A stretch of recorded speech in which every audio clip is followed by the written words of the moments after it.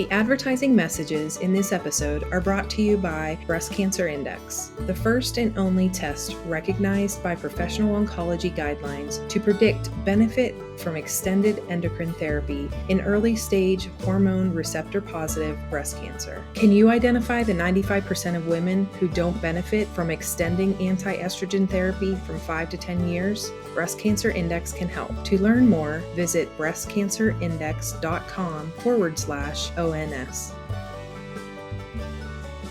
You're listening to the Oncology Nursing Podcast, where ONS Voices Talk Cancer, a resource from the Oncology Nursing Society. Through conversations with subject matter experts, we examine the important issues in oncology nursing, from new treatments to patient-centered research to advancements in clinical practice. Join us as we hear from nurses in all facets of oncology care, from bench to bedside and everywhere in between. Welcome to the Oncology Nursing Podcast. Hello, and welcome to the Oncology Nursing Podcast. I'm your host, Stephanie Jardine, Oncology Clinical Specialist at ONS. Today, we're talking with Laura Zitella, nurse practitioner at the University of California in San Francisco, about the complexities, complications, and common oncologic emergencies often seen with chemotherapy, immunotherapy, radiation therapy, and more when providing optimal care for patients. Laura presented on the topic in the Advanced Practice Nursing track at the 47th Annual ONS Congress in Anaheim, California on April 27th, 2022. The advertising messages in this episode are paid for by Breast Cancer Index. Thanks for joining me today, Laura. Thanks, Stephanie. It's really nice to be here, and I appreciate everyone listening to this podcast. So your session at Congress was one that was important and that a lot of people often ask for this information in our educational programming. So to start us off, can you tell us about some of the acute complications that oncology nurses commonly encounter while caring for patients with cancer? Well, I presented this presentation with Mary Petrovsky, and as Mary and I were considering which complications we should cover, we kept in mind that we often have presentations on typical oncologic emergencies like sepsis and hypercalcemia and tumor lysis syndrome. We wanted to bring up some other complications that aren't presented on as commonly, but are seen in our patients with cancer. The complications that we decided to focus on was bowel obstruction, pulmonary embolus, and some of the rarer toxicities associated with immune checkpoint inhibitors like adrenal crisis and myocarditis. I think it's great that you guys really looked at what some of those other emergencies are, because those are definitely things that, we don't get asked for all the time, but are so important. What is the oncology nurse's role in identifying acute complications in patients with cancer? When patients are being seen either inpatient or they're in the infusion area, it's the oncology nurse who is at the chair side or at the bedside assessing the patient. And they are the first person to assess the patient. And patients are telling them how they feel and what symptoms they have. They also spend the most time with the patient during the infusion or during the course of their hospital stay. So oncology nurses are often the first to pick up on important symptoms of serious complications. Let's start talking about some of these complications. And the first one we're going to talk about is malignant small bowel obstruction. We'll call that SBO from now on. How does SBO present, and what are diagnostic tests that are typically used to diagnose a patient who has SBO? Malignant small bowel obstruction is most common in colorectal cancers or ovarian cancers or any sort of cancer where you have peritoneal carcinomatosis. These patients often present with abdominal pain.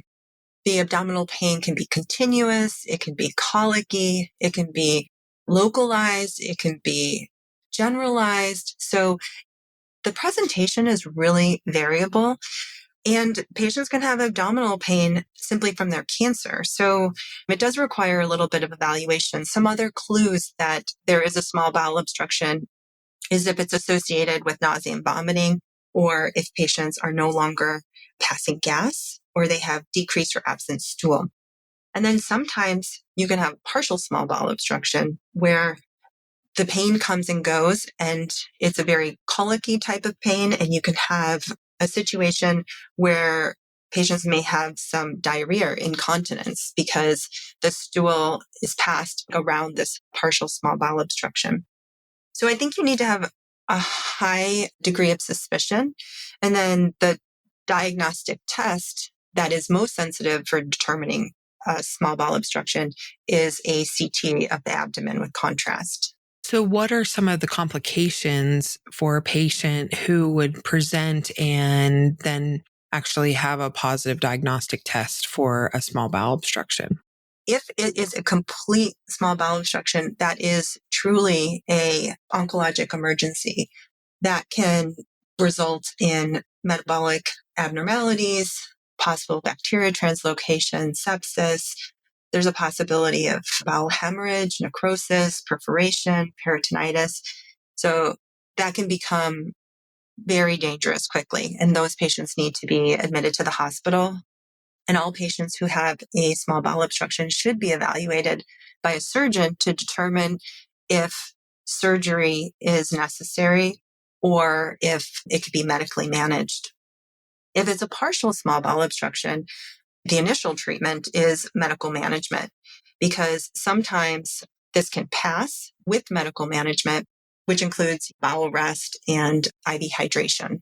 Laura, you talked about how this is seen in patients with colorectal cancer or abdominal cancers, that type of a diagnosis. Are there any other etiologies that could lead to a small bowel obstruction in patients with cancer? Yes. Yeah. So in addition to any sort of peritoneal carcinomatosis, there's also a risk of having a small bowel obstruction if you've had a previous abdominal surgery. Any previous abdominal surgery puts a person at risk of adhesions. Those adhesions was basically where the bowel kind of just sticks together. That can cause a partial small bowel obstruction. Other rare things are actually intraintestinal tumors or tumors in the bowel wall. Those are also potential causes of it. And in some cases, patients can have a partial small bowel obstruction from ileus, like, for example, if they're on opioids or other medications that can cause an ileus. You mentioned when we were talking about the complications a little bit, some of the treatment options being that it could be surgical or medical management. Can you talk about that a little bit more? That's always a very, very tricky situation. So as I mentioned, patients should be admitted to the hospital. Everyone should definitely have a surgical consult so a surgeon can weigh in.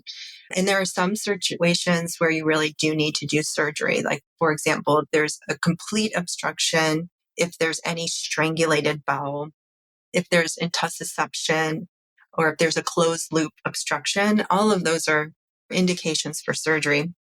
However, it's also important to keep in mind where the person is at with their cancer treatment. So is this a new diagnosis? Is this caused by an intra-abdominal tumor that can also be resected when you do the bowel obstruction? Or is this a patient who has very advanced cancer and doesn't have very long to live, where maybe you would want to try medical management? Because one thing you have to keep in mind is that if a surgery is performed, it will help the problem, the current problem. But now that patient has had an abdominal surgery, and that puts them at risk of having adhesions later on. So it sets up an increased risk of having a subsequent bowel obstruction later. There are a lot of considerations that need to be taken into account. And in absence of an absolute indication for surgery, many clinicians will opt to do a trial of medical management for 24 to 72 hours to see how the patient does. Can you talk about the medical management and what that actually looks like? What would the nurse who is taking care of that patient once they've been admitted, and if that medical management trial is going to be done for, like you mentioned, 24 to 72 hours, what are the side effects or the things that the nurse should be looking for in these patients? Some of the things that are really important And when I say this, our assessment is not a one-time thing. It's constant reevaluation and constant assessment for any changes. But it's really important to be monitoring vital signs. You can see hypovolemia and hypotension. It's really important to be monitoring the laboratory values and replacing or correcting any electrolyte abnormalities. These patients will have nothing by mouth. They need to have bowel rest. And there is an approach called the drip and suck approach, where you give IV hydration to correct the fluid deficits and then place an NG tube to decompress. And then you're monitoring urine output and you're monitoring the NG tube output, making sure that you're replacing with additional IV fluids. And sometimes that NG tube decompression and the bowel rest can actually improve, especially with a partial small bowel obstruction. It can get better with medical management doing that. Now, some patients find the NG tube very uncomfortable. That's also a decision about whether or not you're going to use it. If a patient is having a lot of nausea and vomiting because they have a buildup of intestinal secretions in their abdomen, they really need to have an NG tube, because the only way you're going to relieve their nausea and vomiting is by sucking out those intestinal secretions. But if they're not having nausea and vomiting and you want to wait on placing an NG tube, that's okay, as long as they're not having nausea and vomiting and you're still doing the IV hydration and correcting all the electrolytes.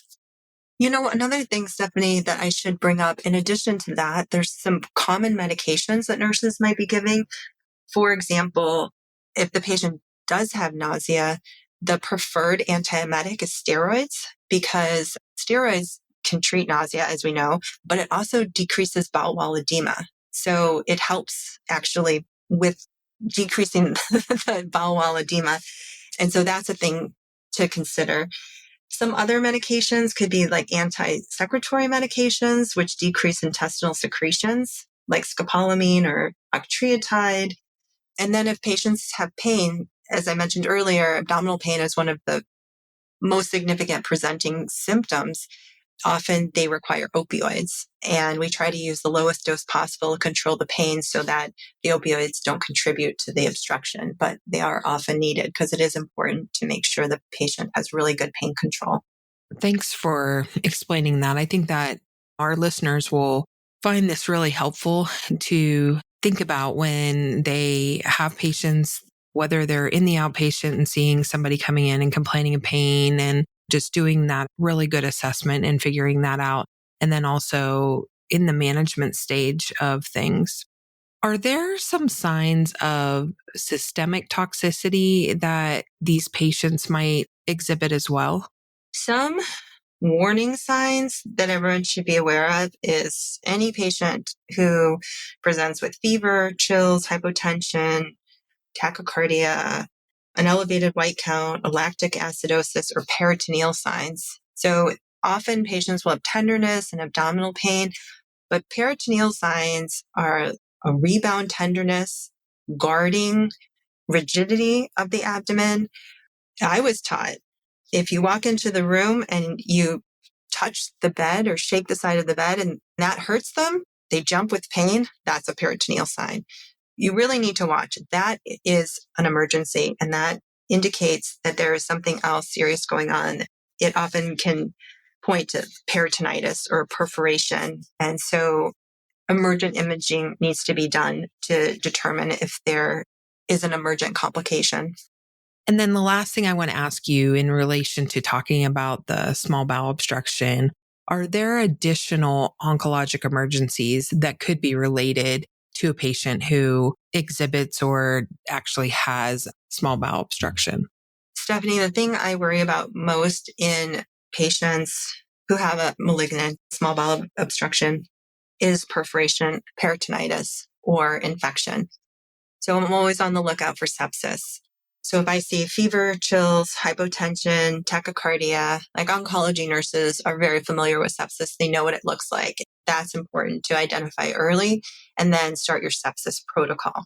And of course, your sepsis protocol is getting blood cultures and fluids resuscitation and starting antibiotics promptly, because that could be a very serious complication from small bowel obstruction. Great. Thank you so much. The advertising messages in this episode are brought to you by Breast Cancer Index, joint pain and hot flashes, mood swings and weight gain. Breast cancer patients on anti-estrogen therapy know all about the side effects, which is why the decision of whether to stop therapy at 5 years or to continue through 10 is so vital for so many women. Breast Cancer Index is the guideline-recognized genomic assay for evaluating the duration of anti-estrogen therapy, a modern predictive tool that removes the guesswork, validates decision-making, and improves patient compliance. Breast Cancer Index, the modern guideline for extended endocrine therapy. Now let's move on to our next oncologic emergency. And this is something else that we do see our patients experiencing, and that would be pulmonary embolism. How does a patient with a pulmonary embolism present? Again, very wide range of presentation. Cancer patients are at a much higher risk of pulmonary embolism because of the hypercoagulability associated with malignancy. It is something that should always be high on our differential. So there are some patients who have a restaging scan and a small pulmonary embolus is found incidentally. Of course, it needs to be treated, but that patient doesn't have any symptoms and it's a very small pulmonary embolus. And we generally start a direct oral anticoagulant orally as an outpatient. That's fairly easy to treat. Then there are other patients who have a more serious presentation of pulmonary embolus. And the two things that always raise my suspicion are three things: shortness of breath, hypoxia, and tachycardia. So I always think about it as on the differential in any patient who presents with tachycardia. So some of the differential diagnoses that nurses should consider when they have a patient who presents with symptoms of a PE include pleural effusion, infection, pericardial effusion, lung metastasis, and probably many more. How can oncology APRNs determine whether a patient is experiencing a PE or another emergency? Well, that can be really hard. And ultimately, you may end up needing to order a CT angio, which would help identify any of those possibilities. But in the clinic, the first thing probably to start with is a chest x-ray. You can get that quick and easy, and a chest x-ray can show you if a patient has a overt pneumonia or pneumonitis or pleural effusion. If there's a pericardial effusion, you may see enlargement of the heart. That can really give you a tip. The other test I find really helpful in the clinic is a D-dimer. So if a patient has a PE, the D-dimer can be elevated. However, D-dimer is also elevated due to malignancy. So if you check a D-dimer and it's positive, it doesn't actually really help because it can't rule in pulmonary embolus. But if you get a D-dimer and it's negative, then that really does help because most patients with PE are going to have a positive D-dimer. And so if it's negative, then it decreases my suspicion for a PE. But again, if it's positive, it doesn't really help. And then you have to move on to more sensitive imaging. And that would be with a CT angio, or it's also called a CT PE protocol.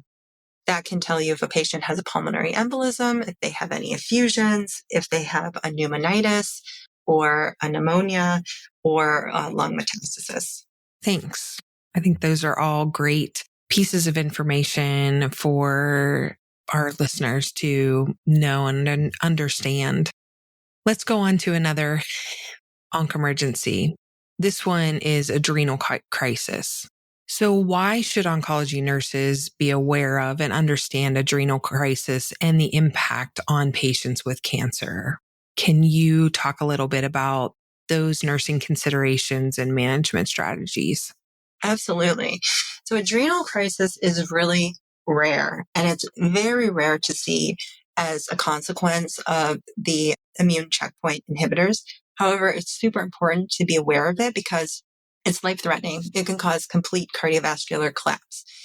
if there is suspicion of it, giving someone who is that hypotensive fluids is not going to be enough. They need to be treated with hydrocortisone.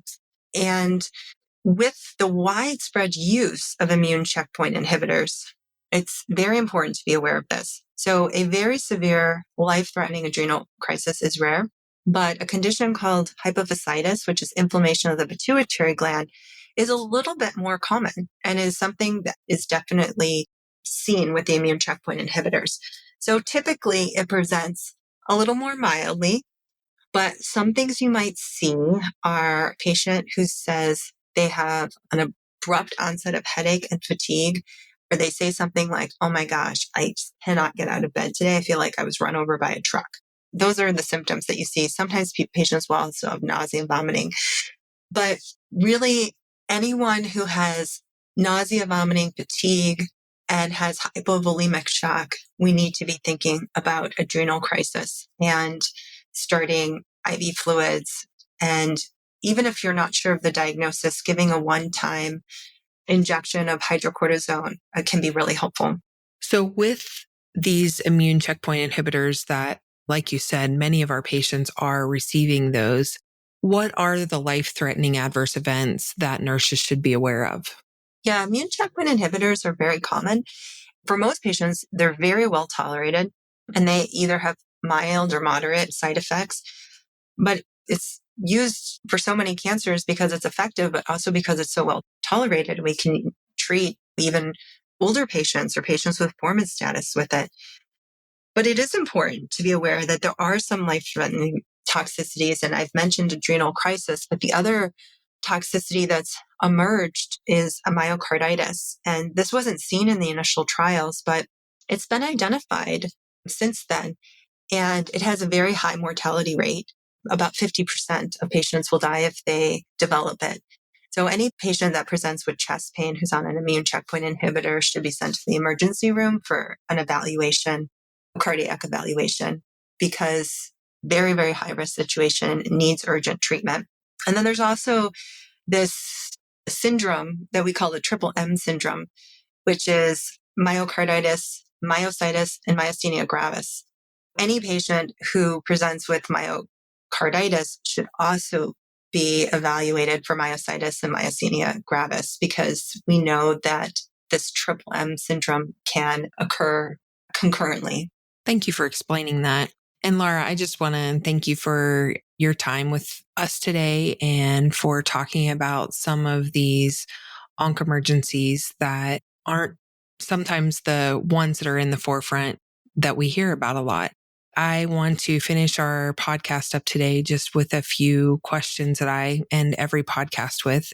We're going to do these in a real quick fire manner. And the first one that I have for you is, what are some common misconceptions about the care and management of onc-emergencies in patients with cancer?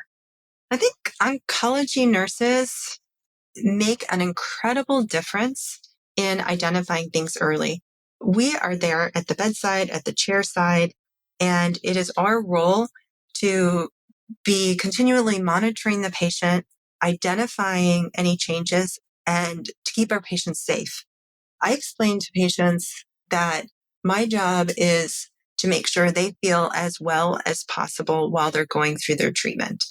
And I truly believe that is where we add such incredible value, is in assessment and in supportive care management.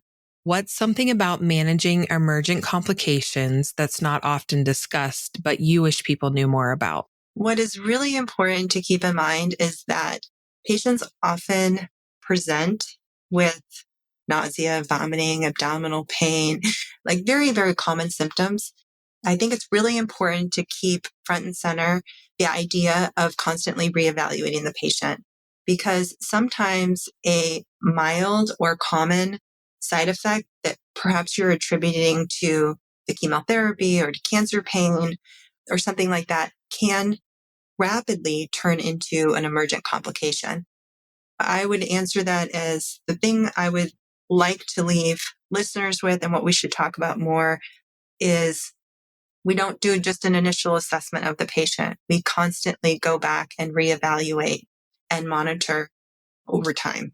What additional training or education do oncology nurses need to manage emergent complications when providing care?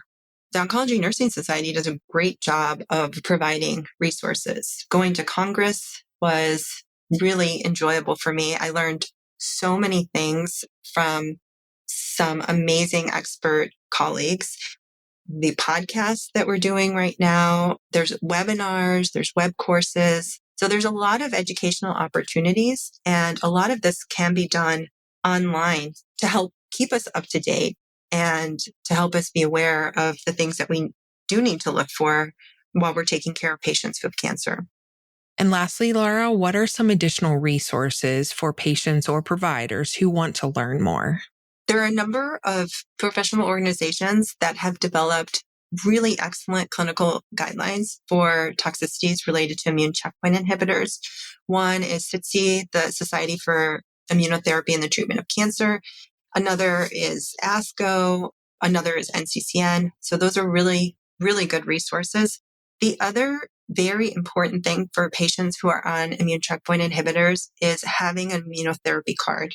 And the Oncology Nursing Society offers this card, which can be printed for patients to carry in their wallet. So if they do have a complication and they present to another provider or an emergency room, those providers know that they are on an immune checkpoint inhibitor and could possibly be having an immune-related toxicity. Thank you, Laura. Again, I just want to thank you for being with us today and for your expertise in these areas and helping our listeners to learn more about them. Do you have any final comments for us today? Thank you so much for allowing me to be here. I really enjoyed it, and I hope that this information helps others to be able to take the best care of patients. Thank you. Thank you for listening to the Oncology Nursing Podcast. Tell us about your favorite part of this episode by leaving a review on iTunes or wherever you downloaded your podcast. For more resources and information about oncology nursing, visit us at ons.org or voice.ons.org. The ideas and opinions shared in this episode represent those of the guests and not necessarily ONS. The advertising messages in this episode were brought to you by Breast Cancer Index, the only guideline-recognized test for extended endocrine therapy. Go beyond traditional clinicopathologic factors with the only tool validated to inform decisions about extending anti-estrogen therapy from 5 to 10 years.